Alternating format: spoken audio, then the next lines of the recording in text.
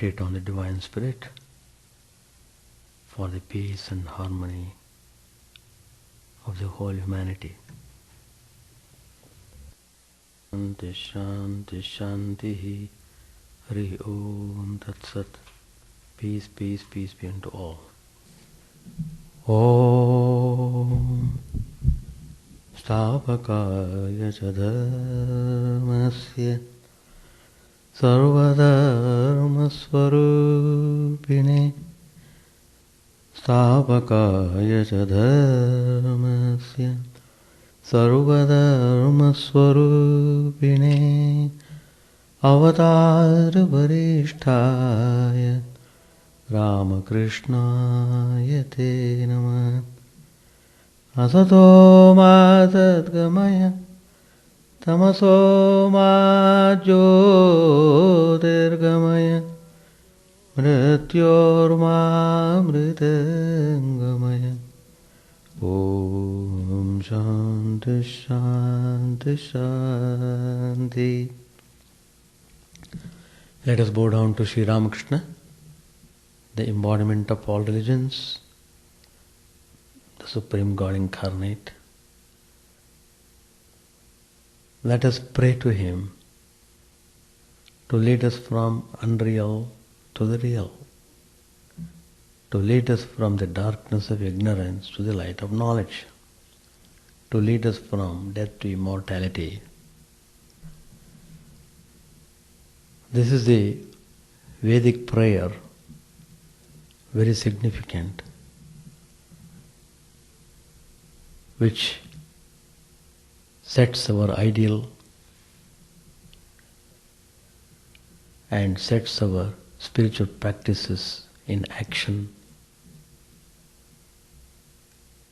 and it makes our life meaningful.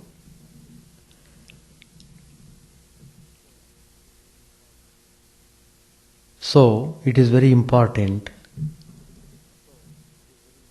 that we should strive hard to reach that goal of peace and bliss. It's a state of perpetual happiness. Once you reach that state,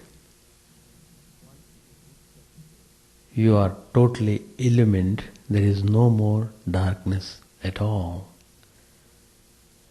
There is no trace of darkness because you are enveloped in light. You become the knower of everything. That's the beauty of the realization of the supreme goal. If you know who you really are, then there is no more bondage, there is no more suffering for you. This is the message given by the Upanishads. In the last classes we have studied enough how to concentrate on our struggles.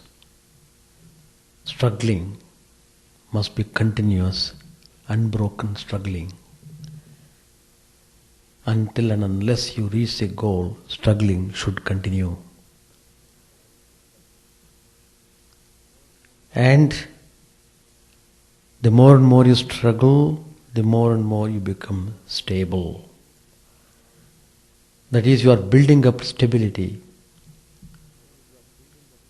which is very essential in the spiritual life.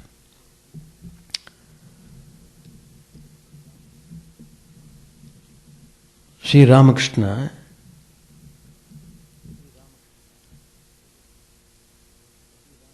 was telling Goswami, a disciple, a devotee, Brahmo devotee. Later on he became the ardent devotee of Sri Ramakrishna. He loved Sri Ramakrishna very much and he became adept in meditation. When he was sitting inside the room in his home, he saw Sri Ramakrishna and he was amazed to see him there. How did he come? It was blissful face and he was immensely pleased to have the vision of Sri Ramakrishna. And when he came to Sri Ramakrishna smiled at him, indicating that he had come to his place to bestow grace upon him. When Goswami asked whether he came to his home, he said, "Yes, I came to your home," he said. So when you become the knower of truth, you can go anywhere. You are everywhere. You are everywhere. That is the sign of highest illumination. So he was talking to Goswami. He said, well, unless a man is guileless, he doesn't receive the grace of God. For the realization of the truth, grace of God is very essential. To become guileless, you have to struggle, engage yourself in spiritual sadhanas, austerities, trying to remove the impurities sincerely. Of course, in spiritual life, sincerity is important.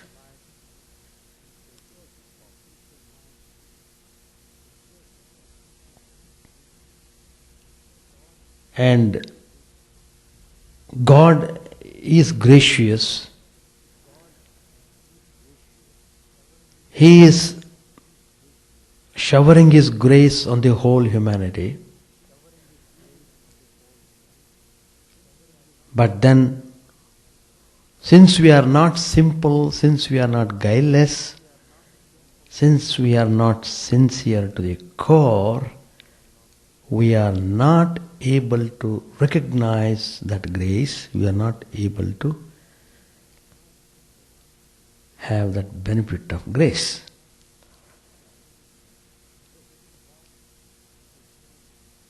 To be born as a human being is considered as the grace of God. Instead of being born as an animal, I have been born as a human being. That means I have got mind, I have got intellect, I have got all the senses. I can see, I can hear, I can think, I can act, I can do many things. All these things could be possible because I have been born as a human being. So it's a tremendous grace God has given this human birth so that we can have all these faculties so that we can do spiritual practices in a proper way and get liberation. Liberation means free from bondage.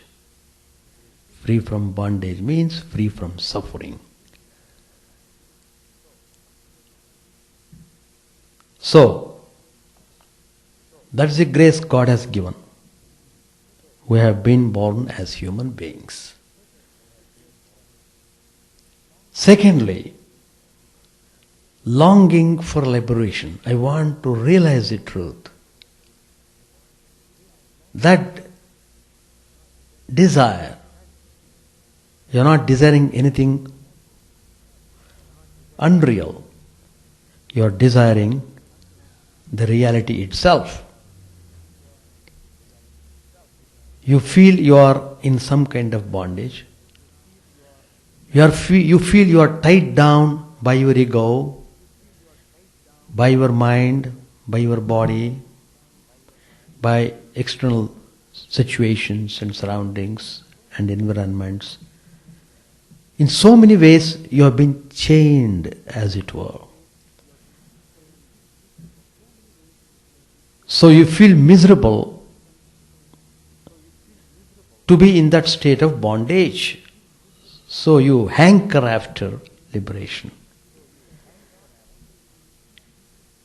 If you start hankering after liberation, if you feel earnestness, that is an indication of God's grace upon you. Because you are not longing for the name and fame or things of the world.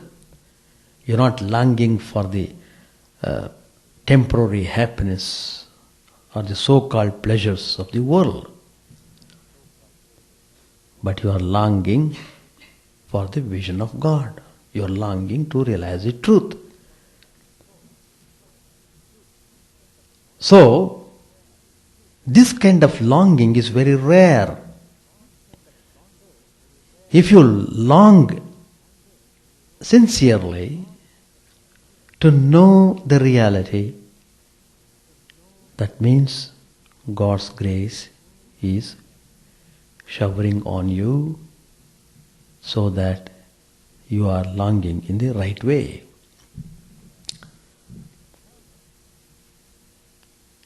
Thirdly, you may be longing, you may have human birth, you may have all these advantages, yet you require guidance.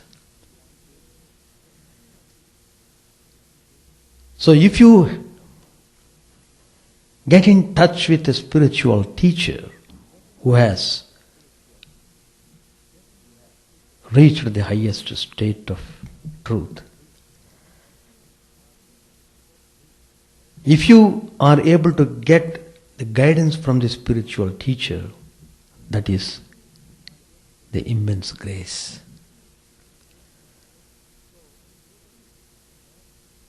So, you should be able to make use of all these and then make your efforts sincerely. You are making effort so that you can purify yourself. Purification. Unless you are pure, unless you are guileless, you will not be able to see God, because He is the personification of purity. Though there is immense grace throughout the creation, yet why people don't feel that grace of God? Why they are not enthusiastic about realizing the truth? Answer is very simple.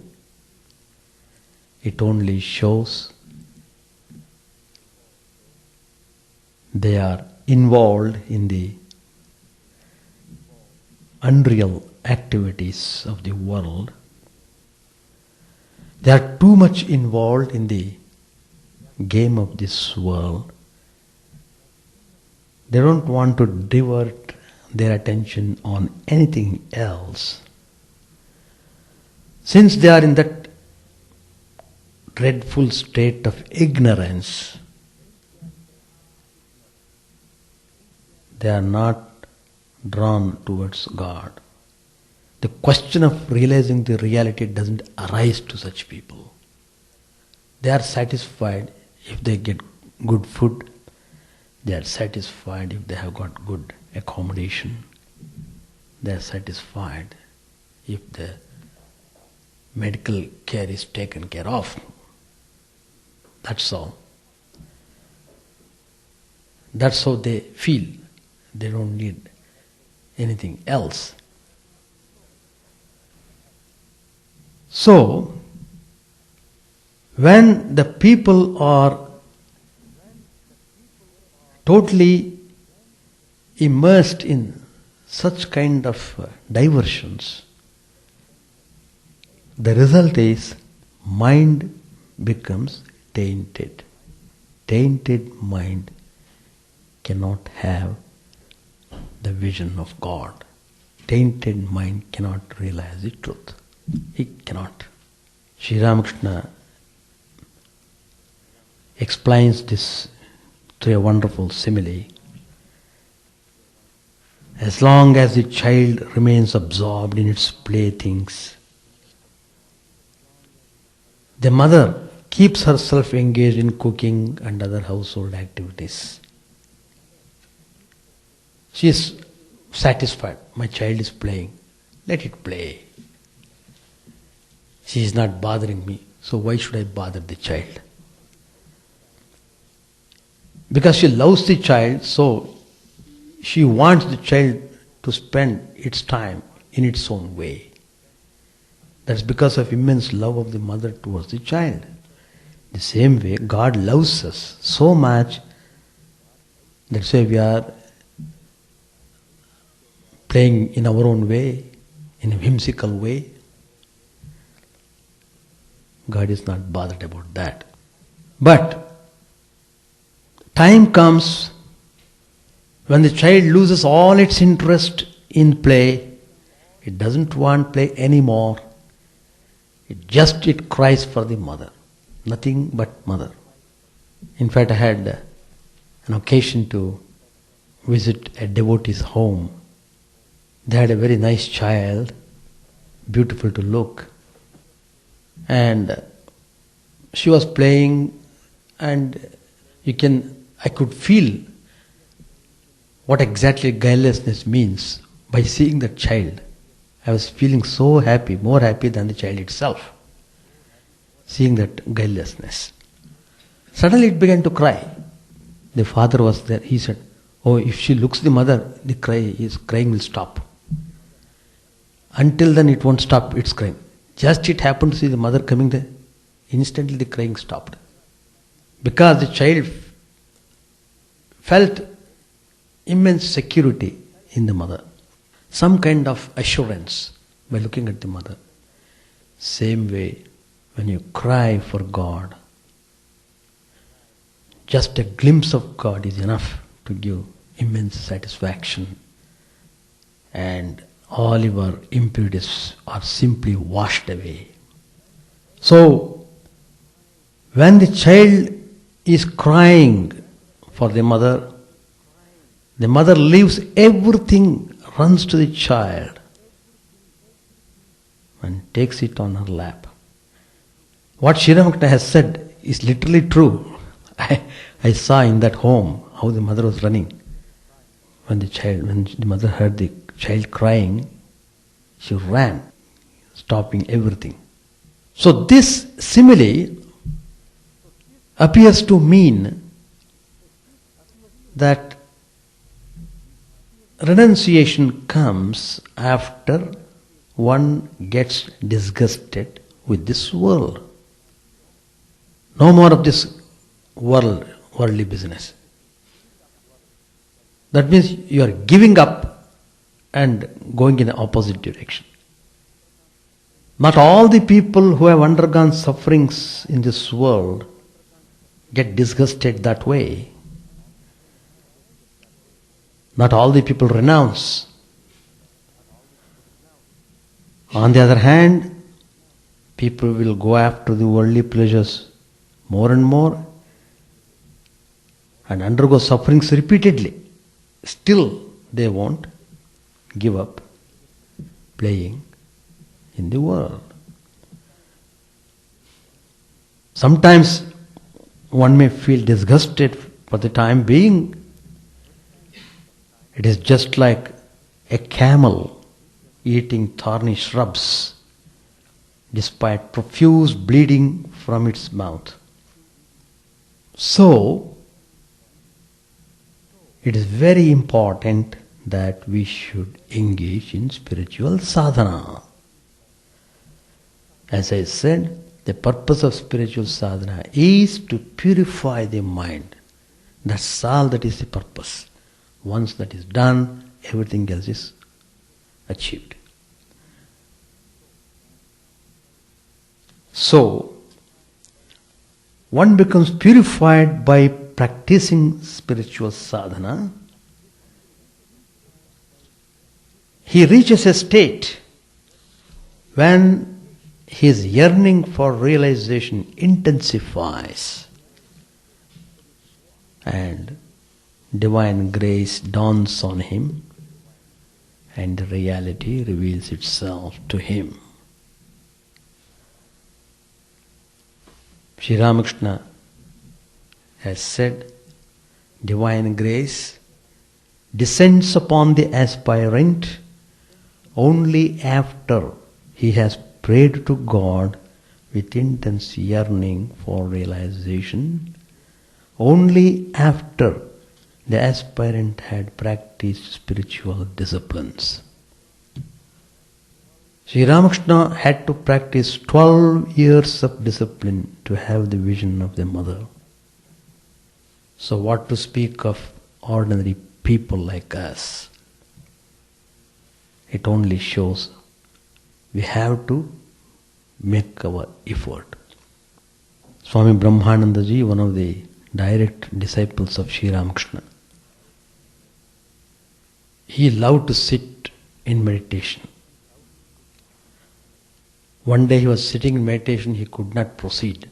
He was feeling totally disturbed for no reason. He was not comfortable. He was struggling. As I said earlier, one should be very fortunate to have the spiritual teacher, and Brahmanji had a wonderful spiritual teacher. Sri Ramakrishna himself was a spiritual teacher. He saw him doing meditation.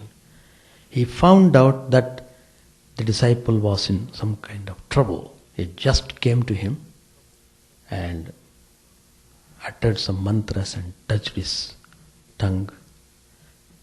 Immediately he was all right. Brahmanji himself tells that. Sri Ramakrishna came and did this. Next moment I was perfectly all right. My meditation went on very well. Sri Ramakrishna gives another example. There was a lake in Kamarpukur. Kamarpukur is the birthplace of Sri Ramakrishna. A man was removing the green scum from the lake and then he was drinking water. Green scum, a fungus on the water. When he was removing the green scum, the water was clear as crystal. In the same way, the highest reality, God, Satchidananda, the ever blissful truth, spirit, consciousness, is covered by the scum of Maya. He who puts the green scum aside can drink the water. Thus God realization is possible only by making little effort. On another occasion, Sri Ramakrishna said, the wind of God's grace is blowing incessantly. But there are some sailors who are lazy. Sailors on this sea of life. They don't take advantage of the blowing breeze. But not all are lazy, some are active. The active and the strong always keep the sails of their minds unfurled to catch the friendly breeze and thus reach their destination very soon. Keeping the sails unfurled, that's a very important phrase. It signifies self-effort, which enables a spiritual aspirant to catch the breeze of ever-blowing divine grace. Another saint has said, he has compared the grace to light. Grace is like light. It's always spreading its rays. Light means it must have number of rays. Without rays, how can they light? And we should only open the doors and windows so that we may get that light. If you close the windows and doors, how can you get the light, even though the light is there? So opening the windows and doors, that's the important part. That is the meaning of spiritual practice. That's the meaning of getting into a state of purity to become guileless. And another important point Sri Ramakrishna tells, as long as there is any trace of ego, none can realize this supreme state. Your ego should not become more important than God. The trouble is, we are too important for us. I is too important for me than God Himself. I am hurt. He proudly tells, I am hurt. So what? As if He is teaching the lesson to the world. If you say you are hurt, what does it matter? It matters nothing to God. But it's a great loss to you because you have asserted your ego. On account of your assertion of the ego, you are feeling hurt. Because you felt hurt, you are miserable. Because you are miserable, you see misery everywhere, and you bring misery to others also. It is infectious. Sri Ramakrishna compares God to a policeman on night duty with a lantern. With the help of the lantern, the policeman sees everybody in the night, dense dark night. But if we want to see the policeman, then we must earnestly pray to him to turn the lantern towards his own face. By such a prayer, he turns the light towards himself and the aspirant gets the vision of the Lord.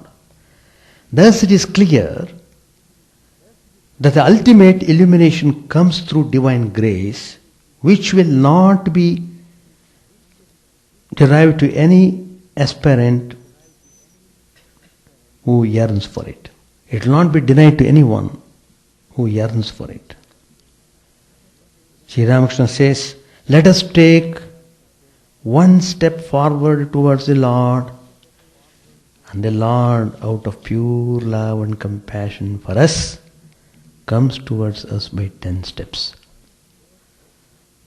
What is therefore necessary is to march ahead with all sincerity of purpose and unflinching love to Him, and to practice spiritual disciplines for the purification of the heart in order to realize the goal supreme.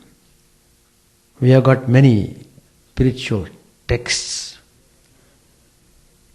which deal with this matter very thoroughly. One of the Smriti, it is one of the spiritual texts in India. It says, purity is described as twofold. One is external purity and the other internal. External purity is said to be attained through clay and water. If you take a shower, apply some detergent, you feel you are purified physically. While internal purity is purification of the mind. Internal purification of the mind is achieved through prayers, through meditation, through repeating Lord's name, through selfless activity, and all such things. I conclude this topic by what Swami Vivekananda has said. Wonderfully, he has commented on this famous statement, which is well known to everyone. Swami Vivekananda says, "Blessed are the pure in heart, for they shall see God." Then Swami Vivekananda makes a comment.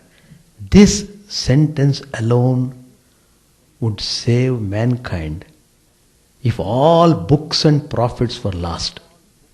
Page 562. It was a day of Mahashtami, the most auspicious day of the worship of Durga, the Divine Mother. At Adhar's invitation, Sri Ramakrishna had come to Calcutta to see the holy image at his house. Before going there, he went to Ram's. Many devotees, including Narendra, Baburam, M, Niranjan, Vijay, Kedar, Ram, and Surendra were present. Balram and Rakhal were still at Vrindavan. Master said, looking at Vijay and Kedar with a smile, "This is a nice reunion today. You two have the spiritual mood." To Vijay, Sri Ramakrishna said, "Well, what about Shivanath? Did you?" Vijay said, "Yes, sir.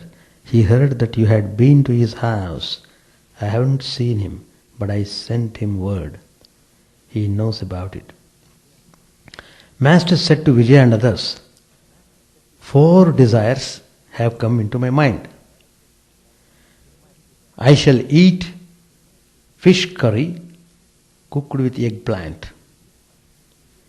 I shall visit Shivanath. The devotees will repeat the name of Hari over their beads, and I shall watch them. And the tantric devotees will drink consecrated wine, 8 annas worth, on the Ashtami day, and I shall watch them and salute them." Narendra was seated in front of the Master. He was about 22 years old.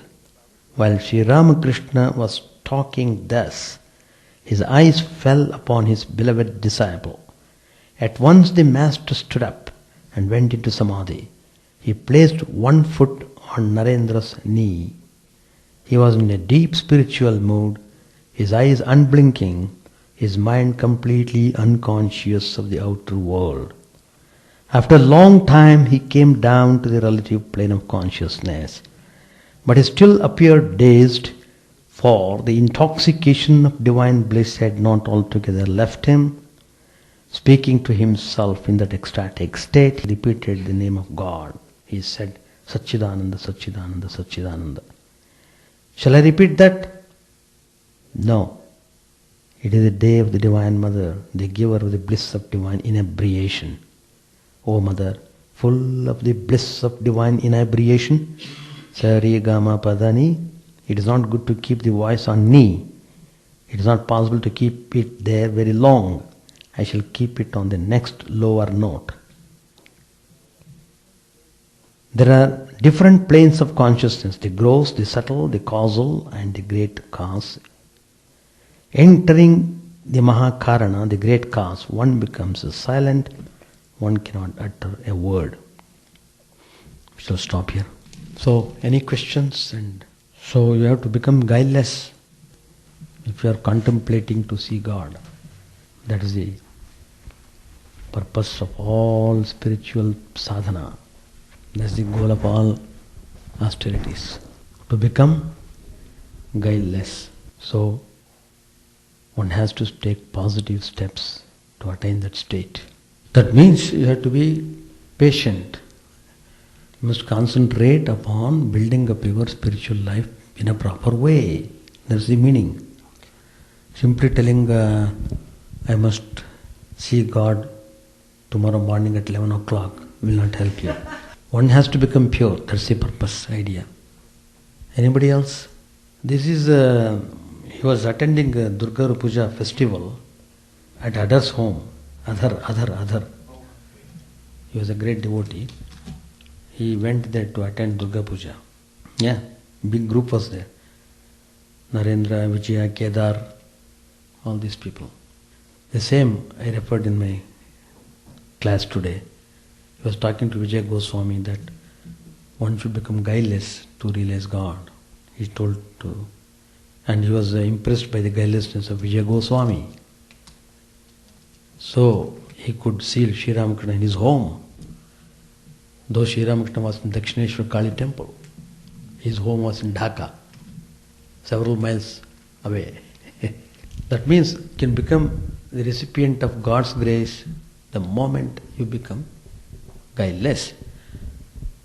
And even when you are practicing spiritual sadhana, if you are aware of your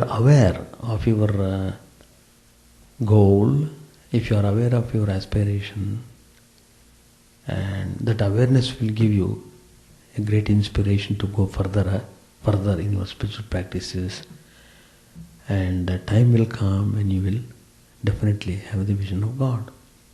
There is no doubt about it. Sri Ramakrishna himself tells, whoever prays sincerely, his prayer will be rewarded. Yeah. It depends upon, if he is satisfied by the vision of God, it depends upon what he is aspiring for. Suppose he says, I want to come again and serve the people. There are so many people suffering in the world. It is not enough that I enjoy the bliss myself. I should make people also have the taste of that divine love. So he will come and he could get that vision of God because he was able to keep that mind in that state of purity. Mind going down that means you are not stable. That means you require inner stability, which I told you in the last 2 classes. In a way it is guaranteed, because one cannot get the vision of Sri Ramakrishna unless one is sufficiently stable in his purity. He is really strong and he is stable in his... whenever he wants he can see.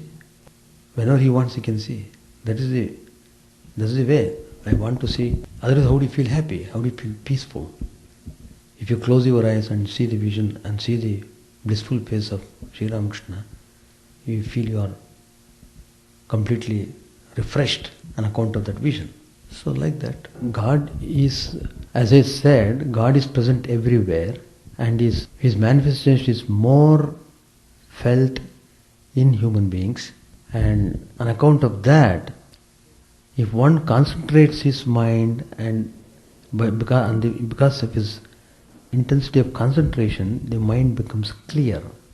When the mind becomes clear, you will have the vision of God, whomsoever God you are worshipping. That's it. Yeah, it depends upon the conception of God. In what way you think of God, you get realization in that way. Because Buddha attained illumination, a state of nirvana. He could not explain what it is, that's all. But he was immensely peaceful and happy. There is formless aspect, vision of the formless aspect is called nirvana. That is the Vedantic explanation of Buddha's realization. Alright, we shall stop. Chant the name of the Lord and His glory unceasingly, that mirror of the heart may be wiped clean and quenched mighty forest fire, worldly lust raging furiously within.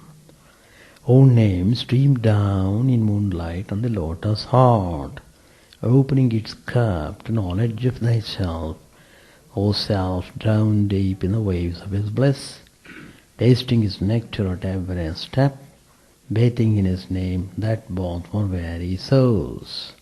Various are Thy names, O Lord, in each and every name Thy power resides. No times are set, no rites are needful for chanting of Thy name. So vast is Thy mercy, how huge then is my assuredness, who find in this empty life and heart no devotion to Thy name. O my mind, be humbler than a blade of grass, be patient and forbearing like a tree. Take no honor to thyself, give honor to all, chant unceasingly the name of the Lord. O Lord and soul of the universe, mine is no prayer for wealth or retinue, the playthings of lust or the ties of fame. As many times as I may be reborn, grant me, O Lord, a steadfast love for Thee. A drowning man in this world's sphere of illusion is Thy servant, O sweet one. In Thy mercy consider him as dust beneath Thy feet. Ah, how I long for the day when an instant separation from Thee, O Lord, will be as 1,000 years, when my heart burns away with its desire, and the world without Thee is a heartless void. Prostrate at Thy feet let me be in unwavering devotion, neither imploring the embrace of Thine arms, nor bewailing the withdrawal of Thy presence, though it tears my soul as I know. O Thou who stealest the hearts of Thy devotees, do with me what Thou wilt. For Thou art my heart's beloved, Thou and Thou alone. O Lord, lead us from the unreal to the real, lead us from darkness to light, and lead us from death to immortality. May all be free from dangers, may all realize what is good, may all be actuated by noble thoughts, may all rejoice everywhere, may all be happy, may all be free from disease, may all realize what is good, may none be subject to misery. May the wicked become virtuous, may the virtuous attain tranquility, may the tranquil be free from bonds, may the freed make others free. May good betide all people, may the sovereign righteously rule the earth, may all beings ever attain what is good, may the worlds be prosperous and happy, may the clouds pour rain in time, may the earth be blessed with crops, may all countries be freed from calamity, may holy men live without fear. May the Lord, the destroyer of sins, the presiding deity of all sacred works be satisfied. For He being pleased, the whole universe becomes pleased. He being satisfied, the whole universe feels satisfied.